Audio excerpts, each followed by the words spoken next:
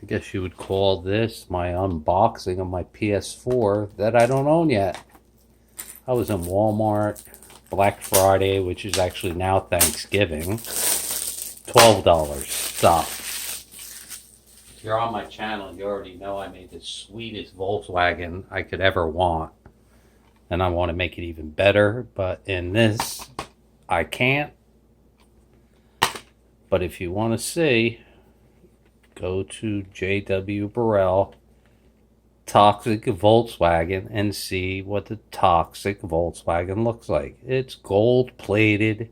It has serious, but not the best of the best, because if we do make the Volkswagen, it will be the best of the best dune buggy you've ever seen in your life.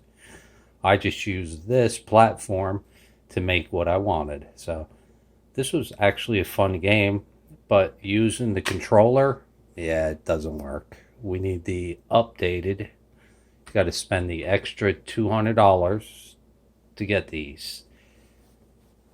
The wheel, the pedals, like it's real driving. Cool. Love it.